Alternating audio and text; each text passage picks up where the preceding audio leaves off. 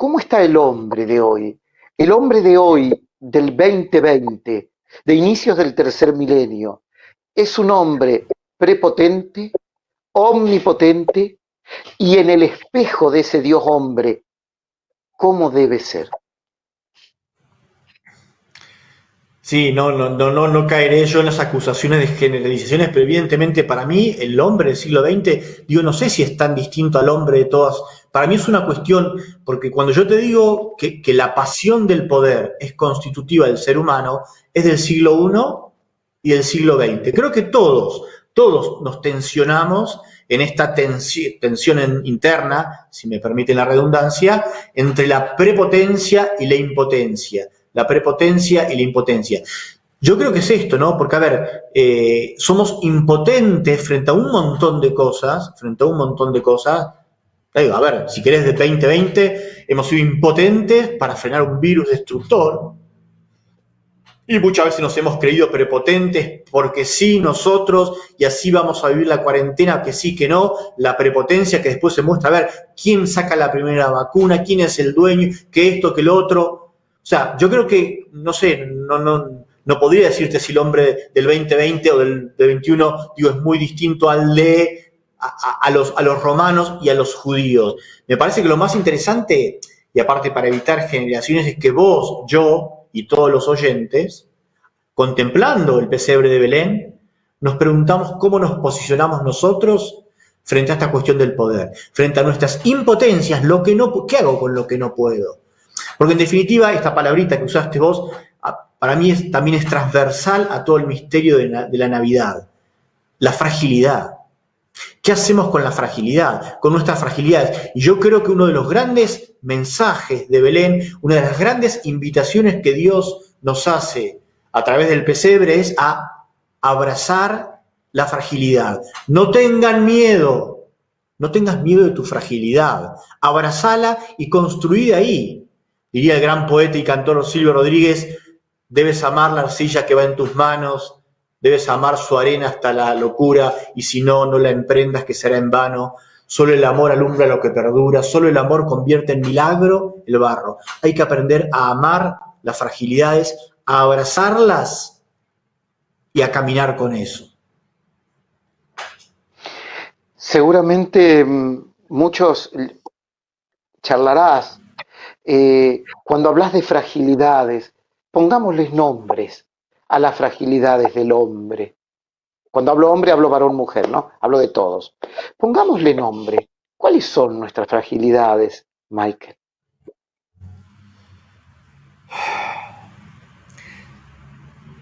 Mirá, te diría, a ver, digo, pues evidentemente no las generalizaciones, yo te podría preguntar cuáles son tus fragilidades y te podría contar de Bueno, las claro, a mías, eso vamos, ¿no? pero quizás, a ver, digo, la fragilidad de base, digo, Nuestras negaciones, nuestras incongruencias, nuestras incoherencias, ¿dónde radican? sí, yo digo, a ver, ¿dónde radican por ahí lo más interesante de nuevo para estar en el tema de la Navidad?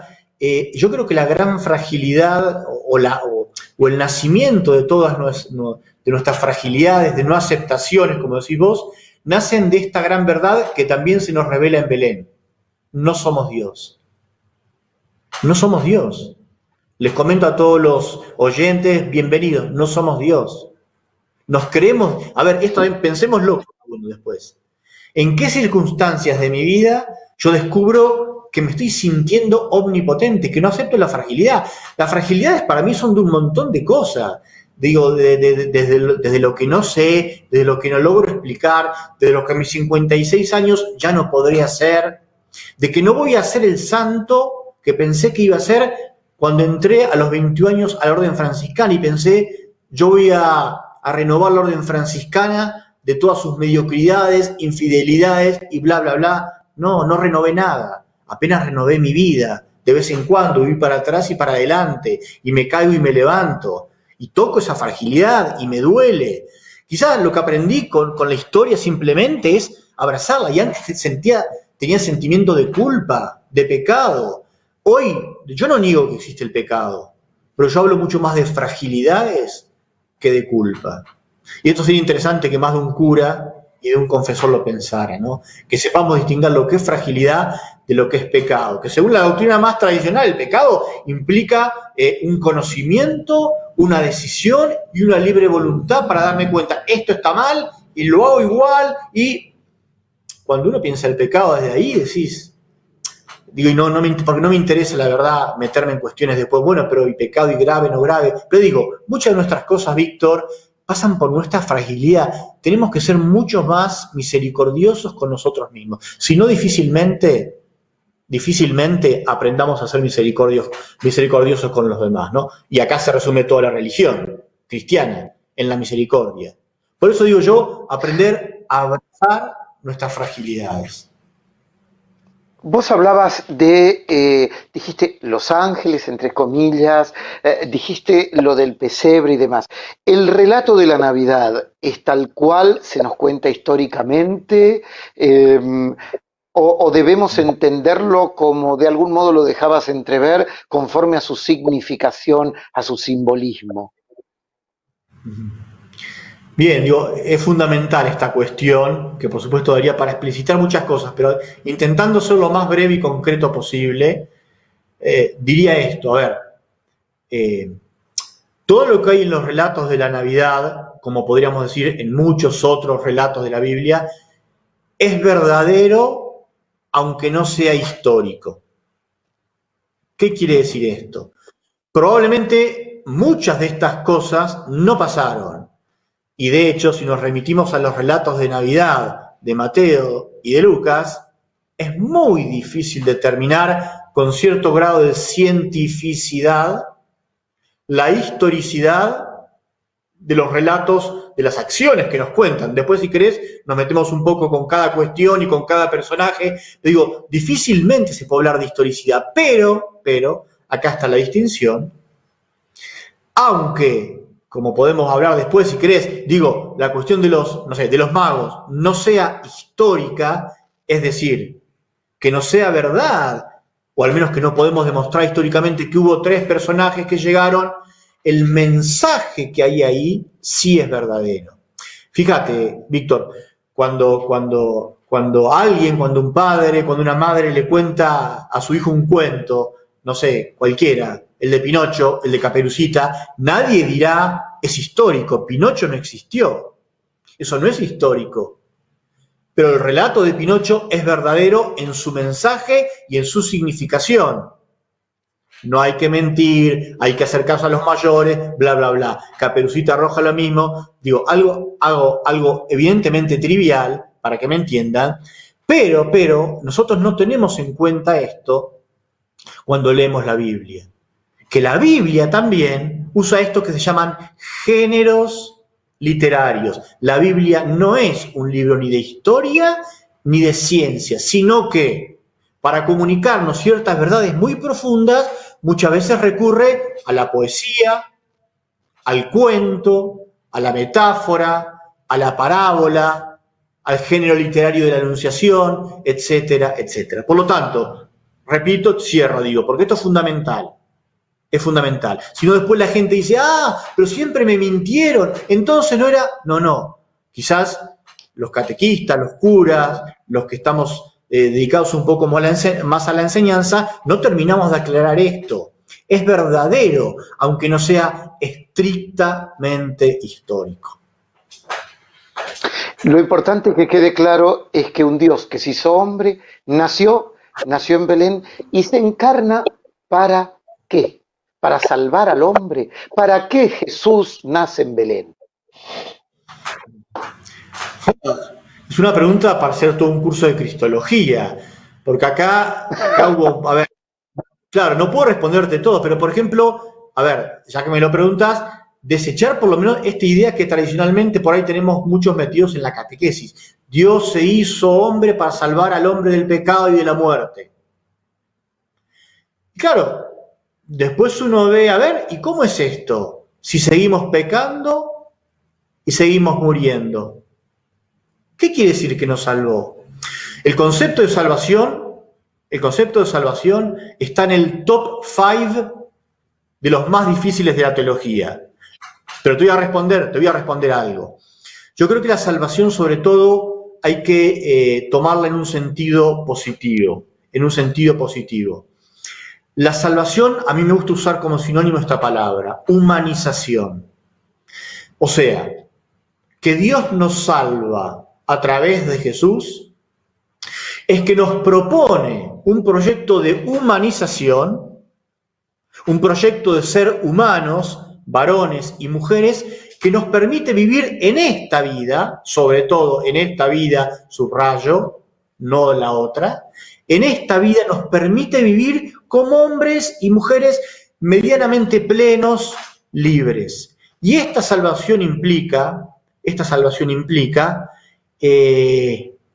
diría yo, a ver, al menos para hablarlo en verbos que me entiendan, lo resumo así como el Papa habla de las 3T, déjame decir 3 palabras para mí clave de la salvación: comer, amar y creer.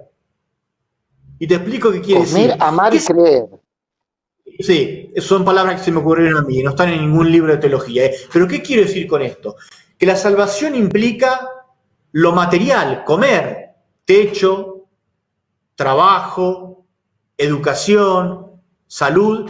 Dios quiere esto, y de hecho Jesús, si leemos los evangelios, se dedica mucho a esto, a que la gente coma, a que tenga trabajo, a que tenga dignidad, a que tenga salud, etcétera, etcétera. Comer, en el sentido de las cuestiones más, si querés, materiales, físicas, inmediatas, pero que son importantes, porque muchas veces fueron devaluadas en la predicación de la iglesia. En segundo lugar, amar y ser amado. Te podés morir de hambre, Víctor, pero te podés morir también por falta de cariño. No te morirás de un infarto, pero te morís todos los días. La persona que no es amada, que no se siente incluida, que no se siente respetada, muere todos los días de una muerte lenta. Y el tercer verbo, creer, porque digo, claro, la dimensión espiritual también viene. Lo primero parece como demasiado horizontal y humano, pero yo personalmente creo también que tan importante como comer, como educarme, como tener buenas relaciones afectivas con mi familia, con mis amigos, es creer también en algo más allá de mi ombligo, en una trascendencia, en un Dios, que para mí es el Dios de Jesucristo. Por lo tanto, creo que cuando hablamos de la salvación, Jesús nos viene a decir: miren, nos ensancha la mirada y nos propone un estilo de vida donde es muy importante las necesidades, digamos, primarias, básicas, las necesidades espirituales y las necesidades también, de alguna manera dichas, más trascendentes, creer en un más allá, en algo que está antes y después que mí, y que también hay una salvación trascendente, lo que llamamos cielo. Pero te digo con todo corazón, Víctor, a mí me interesa mucho más esta vida que la otra. De la otra se arreglará Dios. Él verá. Digo, a mí lo que me toca es ver cómo vivo esta vida. Y yo tengo una plena convicción, y esto sí para mí es un dogma. Si yo existo y de alguna manera Dios tiene que ver con esto, es que fui creado para ser feliz, con todas las letras. Esta es la única vocación, ser feliz. Yo no estoy llamado a ser franciscano. Ni sé qué soñó Dios para mí, ni que vos seas periodista. Estás llamado a ser feliz y vos descubrirás con lo que vos tenés en tus manos, con lo que la naturaleza dio, a ver, cómo construyo un proyecto de felicidad y de sentido. Esta cosa de un Dios tan accesible, tan humano, que es lo que nos propones como pensamiento en esta Navidad. Incluso un amigo de España que nos está mirando dice: en la encarnación Dios vuelve a apostar por el hombre, nos dice, a través de un amor humanizado, concretamente humano. Digo, ¿no le quita eso mistérico que debe tener Dios según nos enseñaron en la catequesis? Está bien lo que decís, ¿no? A ver, el gran problema es si reducimos a Dios, a Jesús y a su historia. Lo digo, a ver, esto puede Reducimos. sonar Claro, o sea, a ver, quiero que se me entienda porque esto es complicado, pero lo que te quiero decir es que Dios, que es el misterio por excelencia, no se agota en la historia de Jesús de Nazaret. Mira, te digo algo que es un tema muy complicado, pero por ahí una intuición que le puede servir a los oyentes a pensar. Porque nosotros los cristianos solemos hablar de este tema de la Trinidad y nunca explicamos y no sabemos qué significa y sin duda, que es un misterio. Pero a ver, para que entendamos algo, cuando hablamos de Dios, Padre, Hijo, Espíritu, nosotros no estamos hablando de tres dioses porque esto sería triteísmo. Somos monoteístas, Claro, no. creemos en un... Pero, a ver, para que nos hagamos una idea, digo, en esto lo digo todo entre comillas, hablamos de Dios en esta realidad misteriosa, como decís vos, que está más allá de todo, antes y después, eterno, Padre, Creador, y esta es la figura del Padre. Pero también hablamos de un Dios hecho historia y de alguna manera, en este sentido, exterior al hombre. Cuando Dios se exterioriza y toma una carne, aparece en Jesús. Y luego, este Dios interior que moviliza mi vida, tu vida, la de la iglesia, la de la historia, que es Dios en cuanto a espíritu. Pero siempre es Dios, el Dios trascendente, el Dios exterior y el Dios interior. Si se me permiten, digo, estas metáforas que son demasiado espaciales, ¿no? Pero es una manera aproximada para hablarnos de esto. Entonces el problema es, respondiendo a lo que decías, es cuando ponemos una identidad absoluta entre el Dios misterio y la carne, la historia de Jesús de Nazaret. Y dicho de otra manera, uso una metáfora que a mí me gusta mucho, porque después, no, por supuesto, no vamos a ir por este lado porque es muy complicado, ¿no? Pero a ver, a mí me gusta decirlo de esta manera. Jesús es la transparencia de Dios. ¿Qué quiere Claro. decir esto? ¿Qué quiere decir esto? Que ese Dios al que vos nombrabas bien como el misterio, de alguna manera se transparenta en la vida de este hombre, Jesús de Nazaret. O sea, asomándonos a la vida de Jesús, podemos intuir, descubrir, sospechar quién y cómo es Dios. Esta gran pregunta de la que hablábamos al inicio, ¿no? Mirándolo a Como, Jesús, sí, creo que San Juan de la Cruz, ¿no? Que tiene una frase, un místico, para todos aquellos que están del otro lado de la tele, no tienen por qué saber, un poeta y místico español, que San Juan de la Cruz dice, Dios se dice en Jesús, ¿no? Es decir, es su palabra, su última palabra se dice en Jesús. Es un poco lo que vos decías de la transparencia, ¿no? Ya se agota en él. Creo que San Juan de la Cruz dice, Dios se agota en Jesús, ¿no? Dice San Juan de la Cruz, ¿no? sí, sí, Dios dijo una sola palabra y después guardó silencio, dice Juan de la Cruz. En realidad yo podría discutir un poco esto. ¿Por qué? Digo, porque Dios habló antes, Dios habló después, Dios no guardó silencio. Pero a ver, podemos tomarlo en sentido positivo, lo de Juan de la Cruz, desde esta perspectiva. En la vida de Jesús se nos dijo todo lo más Uh -huh. importante, lo esencial, pero no todo, Lo porque esencial, Dios claro. me sigue hablando a mí y a vos de la misma manera que habló a través de Jesús. Porque si no, Dios Sí. no habla más, se cayó, no habla en otras religiones. No, no, lo que decimos los cristianos es que en Jesús tenemos las claves insuperables para entender quién es Dios y para entender quién es el hombre. Voy a ir al pesebre, pero voy a dejar como abierto para algún próximo encuentro cuánto los cristianos y los católicos nos olvidamos de las tres dimensiones del bautismo, ¿no? Sacerdote, profeta y rey. Pero eso lo dejamos ahí, no vamos a seguir abriendo link, vamos a volver al tema Navidad. Estamos en el pesebre, vamos al pesebre. Seguramente el 8 de diciembre muchos armaron el arbolito y dale con el arbolito y dale con Papá Noel, pero aparece lo esencial que es el pesebre, ¿no? Y aparece ese niño del que hablamos, envuelto en pobres pañales, para ser literal, y recostado en un pesebre. Ese niño es Dios, que está en la fragilidad, ¿no? Está María, están los pastores, está la estrella de Belén, esta escena que siempre la vimos, la vivimos, escuchamos sus relatos. Es tal cual. ¿Cuál es el rol, por ejemplo, de los pastores? Eh, Déjame decir ¿Por qué antes, están ahí los pastores? ¿quién los invitó?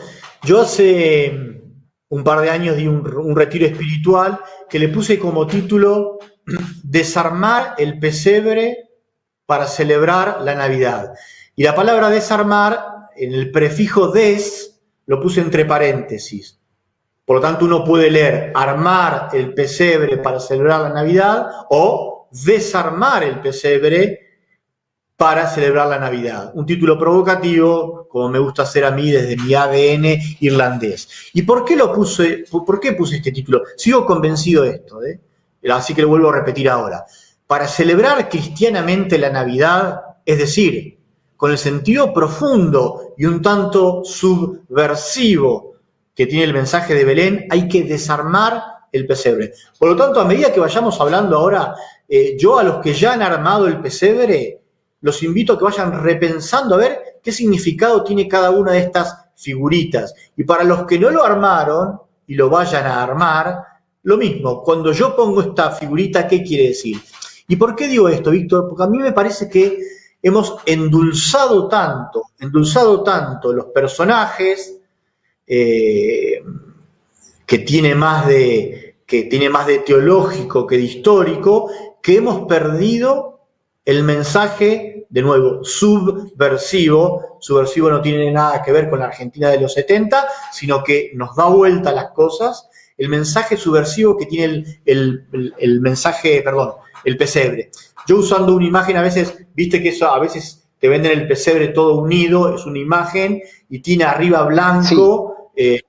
Que fíjate, porque es la nieve que hay en Europa, porque ni siquiera en Belén nevaba, pero bueno, cómo introyectamos estas cuestiones de cultura, así como comemos cosas hipercalóricas, turrones, nueces, almendras, garrapiñada, chocolate, cosas que comen los europeos porque allá hace frío, acá en verano con 35 grados, perdón, en esquina con 45 grados de calor, las lagartijas andan en taco alto y nosotros comemos eso. Pero bueno, el hecho, digo, que te venden el Belén con la nieve.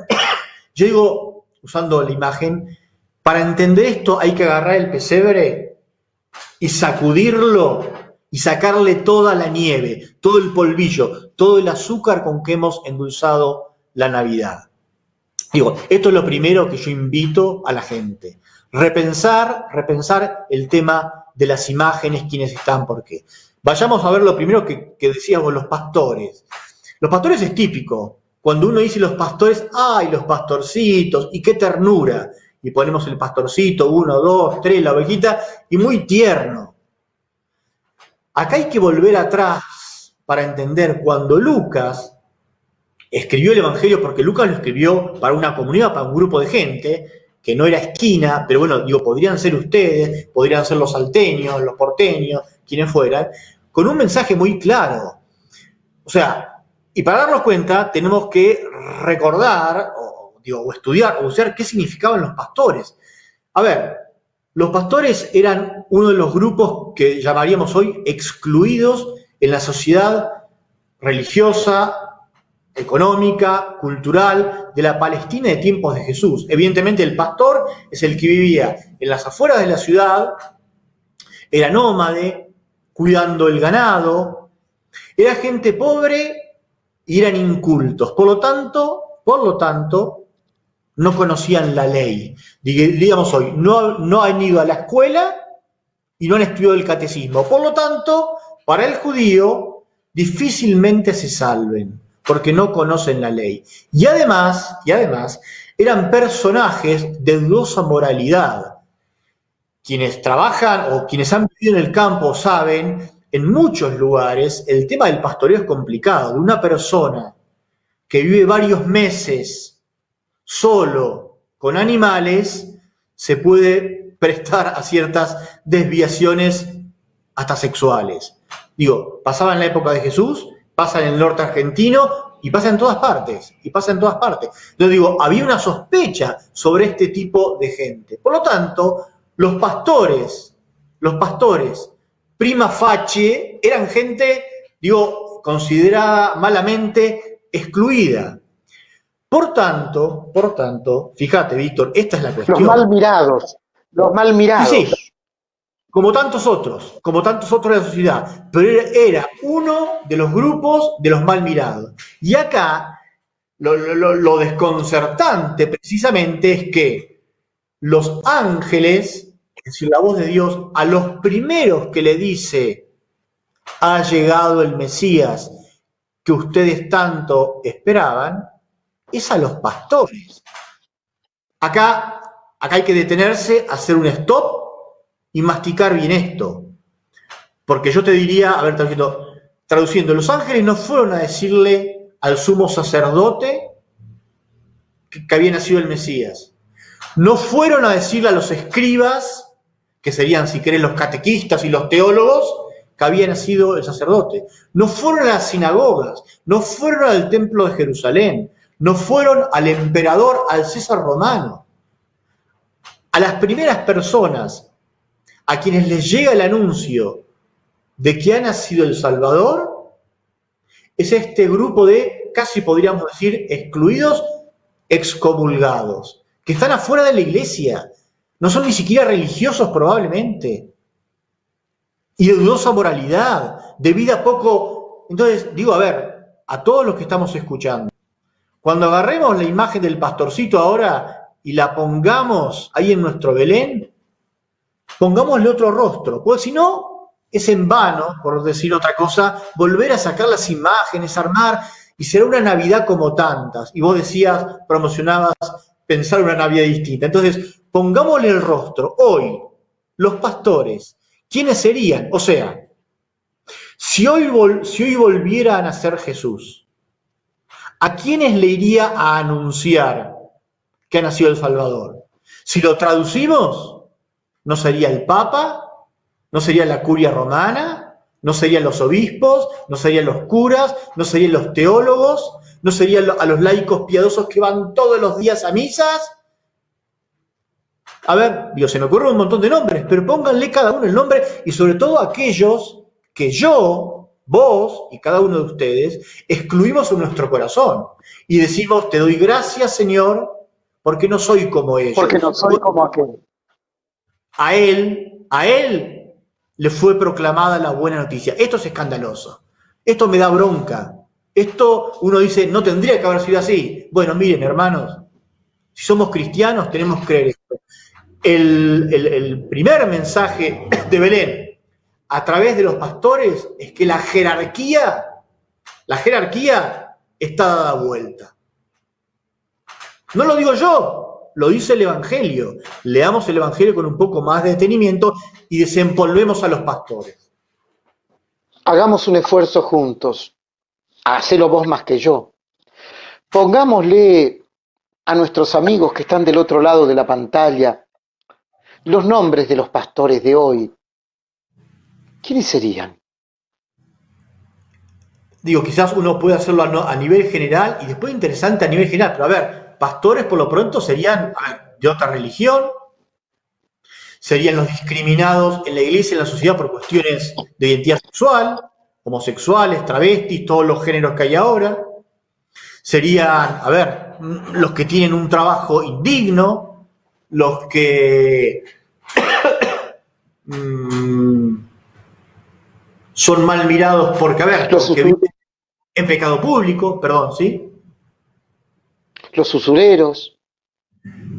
Sin duda. A ver, que después todo esto no quiere decir la canonización, porque esto no querrá decir, a ver, Dios bendice la usura. Pero es verdad que, a ver, Mateo, un recaudador de impuestos, una de las personas que Jesús elige, digo, es un tipo que es, quizás porque en esto podríamos decir, Dios apuesta a nuestro futuro.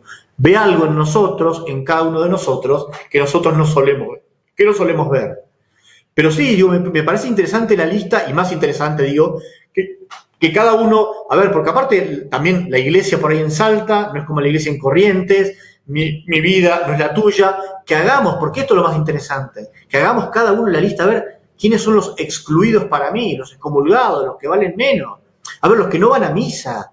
De mis hijos, si tengo hijos, mi hijo el rebelde, mi hijo el que está en esto o está en lo otro, drogadictos, qué sé yo.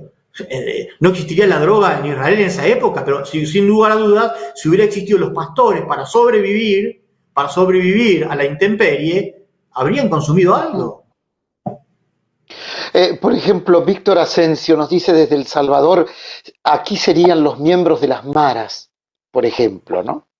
Nos dice. Interesante, Víctor, te mando un gran abrazo, fue alumno mío en la UCA, en El Salvador, en un curso. Sí, sin duda, las maras. Terrible, bueno, no me voy a detener con esto. Una de las experiencias más lindas y fuertes para mí cuando estuve en El Salvador fue que otro de los alumnos ahí, un radioentonista, me llevó a visitar una de las maras más complicadas en El Salvador, y es una cosa que hasta que no estás ahí adentro no sabes. Sin duda, y en la realidad de El Salvador eso es terrible, ¿no? Y bueno, y la gente Explicarle que brevemente a los que nos ven qué son las maras, por favor, explícales. palabras son pandillas, son las pandillas, digamos, de lo que en Argentina llamamos las villas, pero con una realidad probablemente mucho más fuerte que la nuestra, tiene que ver la violencia, el consumo, el tráfico de drogas, y son guetos cerrados y que se matan entre ellos, ¿no? Es terrible el tema de las maras, muy